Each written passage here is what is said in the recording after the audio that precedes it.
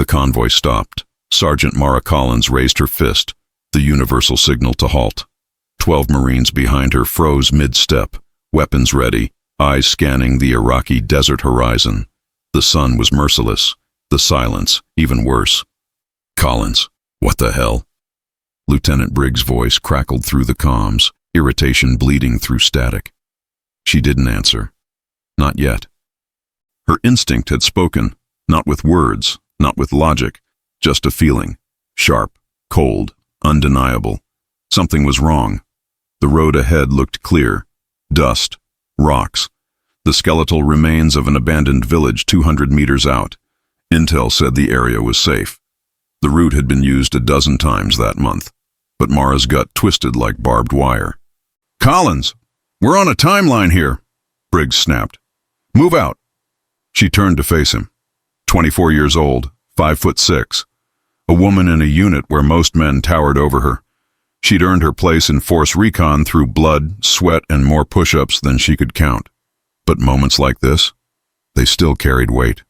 "Sir, permission to scout ahead, alone." Briggs stared at her through his sunglasses.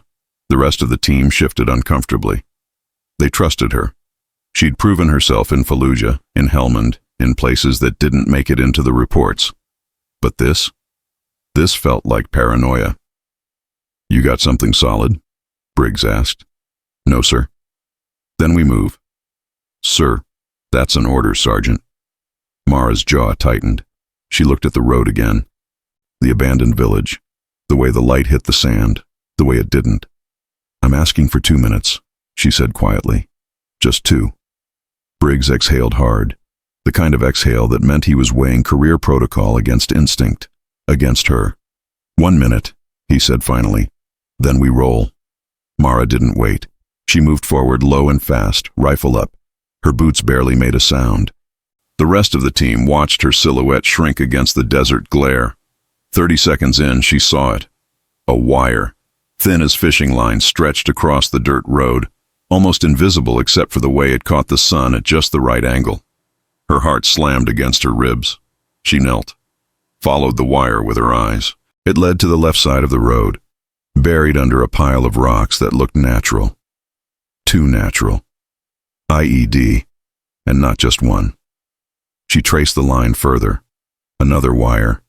Another pile. 3 devices. Maybe more. Daisy-chained. If the convoy had rolled through, the lead vehicle would have triggered the first. The blast would have stopped them. The second would have hit the middle. The third? The rear. Total devastation. Mara keyed her comms, her voice steady despite the adrenaline burning through her veins. "Briggs, stop. Do not advance. We've got multiple IEDs across the route. Daisy-chained, professional setup." Silence. Then Briggs' voice, low and tight. "You sure?" "Yes, sir." "How many?" "At least 3. Could be more." Another pause. Then, "EOD is 30 minutes out. Hold position." Mara stayed frozen, eyes locked on the wires. Somewhere in the village, someone might be watching, waiting. She didn't move, didn't breathe louder than she had to. The explosive ordnance disposal team arrived in 28 minutes. They swept the area, found 5 IEDs total, enough explosive force to vaporize the entire convoy. When they were done, the lead EOD tech walked over to Mara, a grizzled staff sergeant with more deployments than birthdays. "You got a 6th sense or something, Collins?" She shrugged. "Just looked wrong." "Just looked wrong," he repeated, shaking his head. "You just saved 12 lives with just looked wrong." Back at base that night, the team gathered in the rec tent. Briggs stood in front of them, arms crossed, face unreadable. "Collins stepped up today," he said simply. "She trusted her gut when the rest of us were ready to roll. That instinct, that's what keeps us alive." The room was quiet. Then Corporal Mendez, a guy who'd barely said 2 words to her in 3 months, nodded. "Respect, Sergeant." One by one, the others followed. A nod, a fist bump, a quiet, "Thank you." Mara didn't say much. She never did. But for the first time in a long time, she felt it, the weight of being seen. Not as the woman in the unit, just as the Marine who made the call. 2 weeks later, Mara was called into the command tent. She walked in expecting another briefing. Instead, she found Major General Raymond Kessler waiting. She snapped to attention. "At ease, Sergeant," Kessler said. He was a legend in the Corps. 3 decades of service. A man who didn't waste time on ceremony unless it mattered.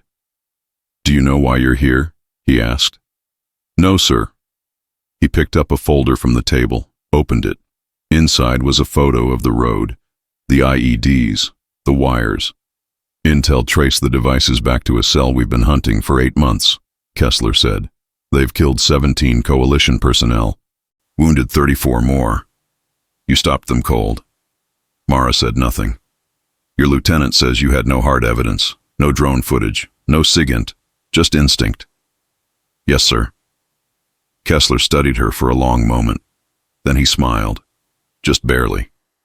"Instinct is what separates good Marines from great ones. You've got it. Don't ever ignore it." He handed her a commendation letter, her name in bold print. The words, "exemplary judgment under pressure and directly responsible for saving lives." "Thank you, sir," Mara said quietly. Kessler nodded. "Dismissed." She turned to leave. "Collins." She stopped. "Your instinct didn't just save your unit, it saved you. Remember that." Months later, Mara found herself in a new role, training junior recon Marines, most of them men. Most of them skeptical at first, but she didn't need their approval anymore. She stood in front of a class of 30 recruits, all eyes on her. "You're going to face moments where everything looks fine," she said. "Intel says go, command says go, your head says go, but something inside you screams stop." She paused. "Listen to that scream. It's not fear, it's not doubt. It's your mind processing 1,000 details your eyes missed. It's experience encoded in your bones.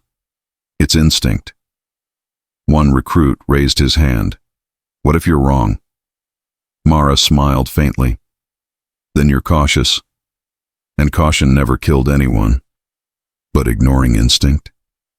That's gotten a lot of good people killed. The room was silent.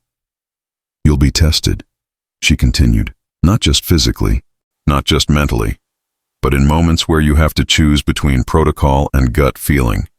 And when that moment comes, you'll know. You'll feel it." She looked each of them in the eye. "Trust it." Years later, Mara would retire with honors.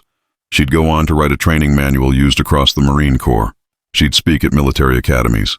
She'd mentor dozens of young service members, men and women alike. But when people asked her about that day in the desert, she always said the same thing. "I didn't do anything special. I just listened." Because that's what instinct is. It's the voice beneath the noise. The knowing before the proof. The courage to act when everyone else hesitates. And on that road, under that scorching sun, with 12 lives hanging in the balance, Mara Collins listened. And because she did, they all came home.